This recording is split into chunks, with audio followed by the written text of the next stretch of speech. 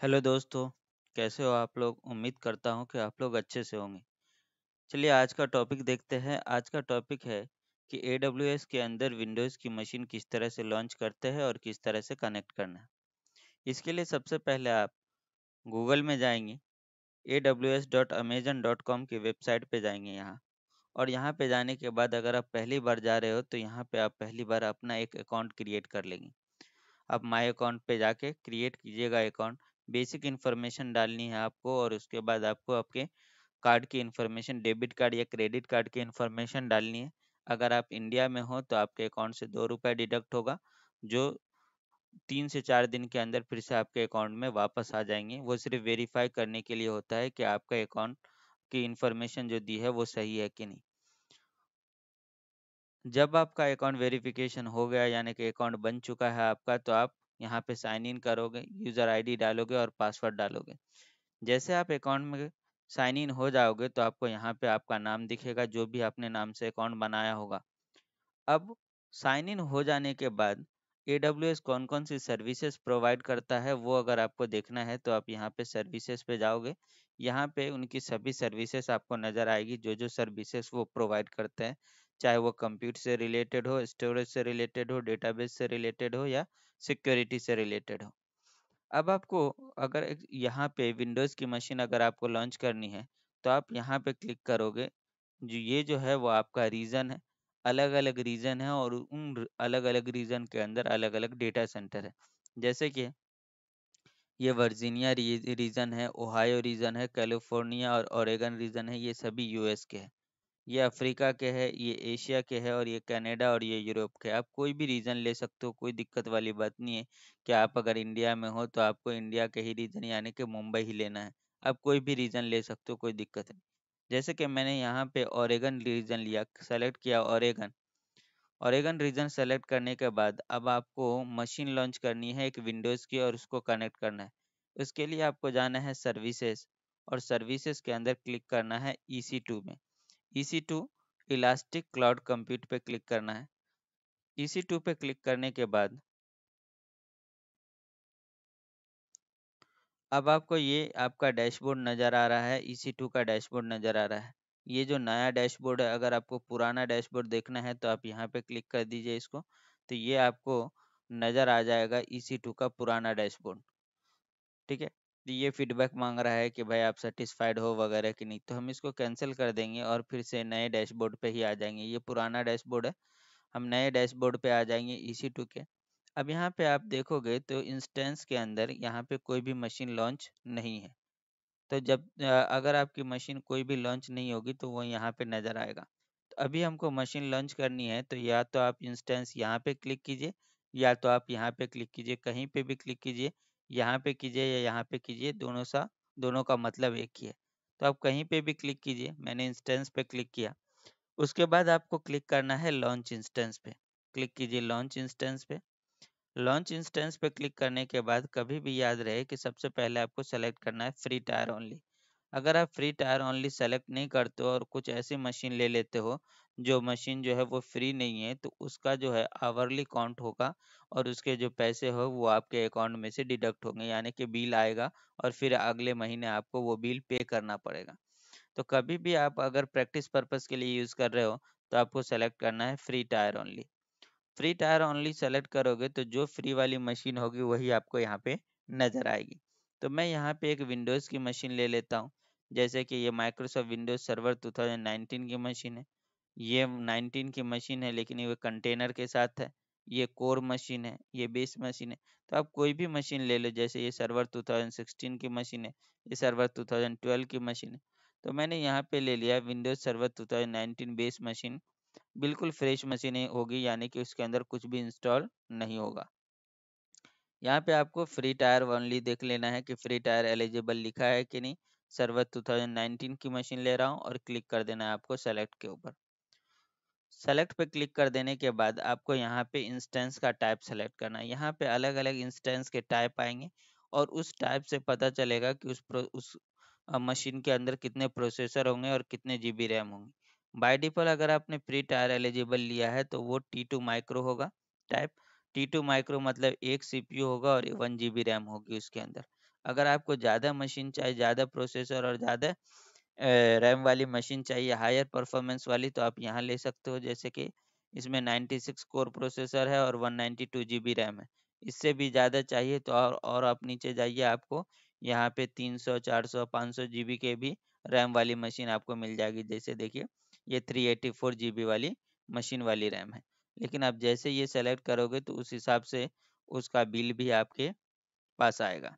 तो अभी हम सेलेक्ट करेंगे यहाँ पे T2 micro free tyre eligible, जो कि फ्री मशीन है, जिसमें आपको एक प्रोसेसर और एक 1 जीबी रैम मिलेगी। क्लिक कर देना है आपको नेक्स्ट पे। अब आपको बोल रहा है कि ऐसी कितनी मशीन आपको लॉन्च करनी है। अगर आपको एक मशीन लॉन्च करनी है तो 1 ही रहने देना। अगर आप 2 कर दोगे तो same machine 2 machine Windows server 2019 की लॉन्च हो जाएगी। बाकी चीज़ें जो है वो अभी डिफ़ॉल्ट रहने देना है। वीपीसी वगैरह, सबनेट और आईपी वगैरह सब डिफ़ॉल्ट रहने देना है। सिर्फ़ हमने आई नंबर ऑफ़ इंस्टेंस के अंदर भी 1 ही रहने दिया, एक ही मशीन अभी लॉन्च करनी है। क्लिक कर देना है आपको नेक्स्ट पे। जब आप फ्री टायर मशीन लेते हो तो बाय डिफ़ॉल्ट आपको 30 जीबी, विंडोज़ की मशीन में 30 जीबी की हार्ड डिस्क मिलती है। और अगर आप रेड हैट की मशीन लेते हो तो उसके अंदर 10 जीबी की हार्ड डिस्क आपको फ्री मिलती है। अगर आपको दूसरी हार्ड एक्स्ट्रा हार्ड डिस्क चाहिए तो आप ऐड न्यू वॉल्यूम कर लो। ऐड न्यू वॉल्यूम करके दूसरी हार्ड डिस्क अटैच कर सकते हो, ज़्यादा वॉल्यूम की, ज़्यादा साइज़ की, लेकिन फिर उसके लिए आपको पैसा पे करना पड़ेगा। जबकि ये जो 30 जीबी आएगी वो आपकी फ्री वाली होगी, फ्री टायर एलिजिबल के अंदर होगी। तो हम वही रहने देते हैं, क्लिक करेंगे नेक्स्ट के ऊपर। अब आपको नेम टैग ऐड ऐड करना है, कुछ नाम देना है तो आप बाद में भी दे सकते हो, आप यहाँ से भी दे सकते हो। क्लिक करेंगे, click to add a name tag, और यहाँ पे हमने नाम दे दिया विंडोज़ VM1। आप कोई भी नाम दे सकते हो और क्लिक कर देंगे नेक्स्ट पे। बाय डिफ़ॉल्ट जब आप विंडोज़ की मशीन लॉन्च करते हो तो आरडीपी बाय डिफ़ॉल्ट आपका अलाउ होता, जिसके ज़रिए उस मशीन का पब्लिक आईपी के ज़रिए रिमोट डेस्कटॉप एक्सेस करते हो। तो विंडोज़ मशीन लॉन्च करोगे तो आरडीपी बाय डिफ़ॉल्ट आपको अलाउ मिलेगा, और लिनक्स मशीन आप लॉन्च करोगे तो बाय डिफ़ॉल्ट आपको SSH access SSH by default allow मिलेगा। तो अभी हम यही रहने देंगे, आरडीपी अलाउ रहने देंगे। अगर आपको कोई दूसरा प्रोटोकॉल अलाउ करना है तो यहीं से आप ऐड रूल करके दूसरा प्रोटोकॉल भी अलाउ कर सकते हो। लेकिन अगर आप चाहो कि बाद में अलाउ करना है तो बाद में भी कर सकते हो। तो मैंने वही रहने दिया आरडीपी। क्लिक कर देंगे रिव्यू एंड लॉन्च पे, एंड देन क्लिक कर देंगे लॉन्च पे। अब आपको एक की बनानी है। ये की जो है वो उस विंडोज़ मशीन के एडमिनिस्ट्रेटर के पासवर्ड को डिक्रिप्ट करने के लिए इस्तेमाल किया जाएगा। तो मैं यहाँ पे क्लिक करूँगा चूज़ क्रिएट अ न्यू की पेयर। अब यहाँ पे आपको की पेयर का नाम देना है, और ये की पेयर जो है वो ओरेगन रीजन के हर एक मशीन के लिए काम करेगा। अब ऐसा नहीं है कि आप जितनी बार मशीन लॉन्च करोगे उतनी बार आपको की पेयर बनाना है, नहीं। ये जो की पेयर बनाओगे तो इस ओरेगन रीजन के अंदर जितनी भी मशीन लॉन्च किया, चाहे वो विंडोज़ की मशीन लॉन्च करो, चाहे वो आप रेड हैट की मशीन लॉन्च करो, कोई भी मशीन लॉन्च करोगे इस रीजन के अंदर, तो उसके लिए ये की काम करेगा, उसके मशीन के पासवर्ड को, विंडो एडमिनिस्ट्रेटर के पासवर्ड को डिक्रिप्ट करने के लिए। हाँ, अगर आप रीजन चेंज करते हो तो फिर आपको नई की पेयर बनानी पड़ेगी। तो मैंने यहाँ पे की पेयर का नाम दे दिया ओरेगन 123। आप कोई भी नाम दे सकते हो। नाम दे देने के बाद आपको क्लिक कर देना है डाउनलोड की पेयर। डाउनलोड हो जाएगी की पेयर। डाउनलोड हो जाने के बाद आपको क्लिक कर देना है लॉन्च इंस्टेंस पे। लॉन्च इंस्टेंस पे क्लिक कर दोगे तो आपके एक इंस्टेंस आईडी नज़र आएगी। इस पे आप इंस्टेंस आईडी पे क्लिक कर दीजिए। तो आपने जो मशीन लॉन्च की थी विंडोज़ VM1 और उसका इंस्टेंस आईडी, अभी इंस्टेंस स्टेट जो है वो पेंडिंग दिख रहा है, और स्टेटस चेक भी आपको कुछ नहीं दिख रहा है। तो यहाँ पे आपको थोड़ी देर वेट करना है। ये बाय डिफ़ॉल्ट अमेज़न आपको बोलता है 4 मिनट वेट करने के लिए, लेकिन 4 मिनट आपको करना नहीं पड़ता है। 1 डेढ़ मिनट के अंदर जो है ये मशीन आपकी अप हो जाएगी, और इस मशीन का आप रिमोट एक्सेस कर सकते हो। अगर आप मशीन को सेलेक्ट करोगे और इसके डिटेल देखोगे तो ये उस मशीन की पब्लिक आईपी एड्रेस है, ये उस मशीन का पब्लिक डीएनएस है, ये मशीन का आपका प्राइवेट आईपी एड्रेस है, और ये मशीन की इंस्टेंस आईडी है। तो हमको ज़रूरत है इस मशीन को, ये मशीन तो आपकी स्टार्ट हो गई है ओरेगन रीजन के अंदर, लेकिन इस मशीन को आप अब लॉन्च तो कर दिया है आपने, अब इसको कनेक्ट करना है। तो कनेक्ट करने के लिए इस मशीन की पब्लिक आईपी की ज़रूरत होगी, और इस मशीन के एडमिनिस्ट्रेटर के पासवर्ड की ज़रूरत होगी। तो हमको यहाँ पे थोड़ा देर वेट करना है, तब हम एडमिनिस्ट्रेटर के पासवर्ड को डिक्रिप्ट कर सकते हैं। अगर अगर अभी आप जाओगे कनेक्ट पे क्लिक करोगे और क्लिक करोगे आप RDP क्लाइंट पे और यहाँ पे जाओगे पासवर्ड गेट पासवर्ड पे क्लिक करने के लिए, तो यहाँ पे आपको बोलेगा कि please wait at least 4 minute after launching an instance before trying to retrieve the auto generated password. तो यहाँ पे थोड़ी देर आपको वेट करना है। ये जैसे हम वेट करेंगे और उसके बाद फिर हम क्लिक करेंगे तो पासवर्ड हम जो हमने की डाउनलोड की है वो की पेयर के जरिए उस मशीन के पासवर्ड को डिक्रिप्ट कर लेंगे। फिर ये पब्लिक आईपी और वो पासवर्ड के जरिए हम मशीन को रिमोट डेस्कटॉप के जरिए कनेक्ट करेंगे। तो हम थोड़ा देर वेट करते हैं और वेट करने के बाद फिर हम देखेंगे कि किस तरह से इस मशीन को रिमोट डेस्कटॉप के जरिए कनेक्ट करते हैं। मैं आपको दो तरीके बताता हूँ रिमोट डेस्कटॉप के जरिए यहाँ पे कनेक्ट करने के। पहला तरीका क्या है कि आप ये मशीन सेलेक्ट किया, आपने कनेक्ट पे क्लिक किया, कनेक्ट पे क्लिक करने के बाद आप जाइएगा RDP क्लाइंट। यहाँ पे उस मशीन का पब्लिक DNS मिलेगा, उसका यूज़र नेम आपको मिलेगा और यहाँ से आप पासवर्ड उस मशीन का लोगे। तो यहाँ पे क्लिक करोगे आप गेट पासवर्ड, तो आपको यहाँ पे दिख रहा है कि ये की होनी चाहिए इस मशीन के एडमिनिस्ट्रेटर का पासवर्ड डिक्रिप्ट करने के लिए। तो आप क्लिक करोगे ब्राउज़ पे और आपने जो ओरेगन 123 नाम की बनाई है वही की अब सेलेक्ट करोगे। तो मैंने डाउनलोड में ये की हमने डाउनलोड की थी ओरेगन 123, वही की हम सेलेक्ट करेंगे, ओपन कर देंगे और इतना कर देने के बाद आपको क्लिक कर देना है डिक्रिप्ट पासवर्ड। अब उस मशीन का आपको यहाँ पे पासवर्ड मिल गया है। ये जो बटन है यहाँ से वो पासवर्ड कॉपी हो जाएगा, यानी कि ये पूरे पासवर्ड कॉपी हो गए। तो मैंने कॉपी करके एक जगह हमने स्टोर कर लिया कि इस मशीन का पासवर्ड ये है। इसके बाद आपको यहाँ पे इसको कैंसिल कर देना है और उस मशीन का पब्लिक आईपी ले लेना है। हमने यहाँ से इस मशीन का पब्लिक आईपी भी ले लिया। तो अब उस मशीन का मुझे पब्लिक आईपी भी मिल गया और उसके एडमिनिस्ट्रेटर का पासवर्ड भी मिल गया। अब इस मशीन को कनेक्ट कैसे करना है, चलिए देखिए। कनेक्ट करने के लिए हम सब चीज़ें मिनिमाइज कर देंगे और ओपन करेंगे रिमोट डेस्कटॉप कनेक्शन। जैसा कि आप लोगों को मालूम होगा कि रिमोट डेस्कटॉप कनेक्शन ओपन करने के लिए आप रन में जाओगे और रन में लिखोगे MSTSC, शॉर्टकट है रिमोट डेस्कटॉप कनेक्शन ओपन करने का, रिमोट MSTSC। MSTSC लिखने के बाद यहाँ पे आपको पब्लिक आईपी डालना है जिस मशीन को आपको कनेक्ट करना है। तो ये मशीन का पब्लिक आईपी यहाँ से कॉपी किया मैंने और यहाँ पे पेस्ट कर दिया। क्लिक करेंगे कनेक्ट पे। कनेक्ट पे क्लिक करने के बाद आपको यूज़र नेम डालना है। तो उस मशीन का यूज़र नेम जो है वो है एडमिनिस्ट्रेटर और पासवर्ड के अंदर हमने जो पासवर्ड कॉपी करके लाए हैं ये पासवर्ड को यहाँ से कॉपी करेंगे और यहाँ पे पेस्ट कर देंगे। ओके कर देंगे तो वो मशीन का मुझे एक्सेस मिल जाएगा। देखिए उस मशीन का रिमोट डेस्कटॉप कनेक्शन का एक्सेस मिल जाएगा। देखिए ये वही मशीन है, विंडोज सर्वर 2019 की मशीन मुझे मिल चुकी है। तो ये मशीन जो है वो लॉन्च हुई है ओरेगन रीजन के अंदर और मैं इंडिया से बैठ के उसको कनेक्ट कर रहा हूँ। देखिए कनेक्ट हो चुकी है, अभी आपको स्क्रीन भी आ जाएगी उसकी।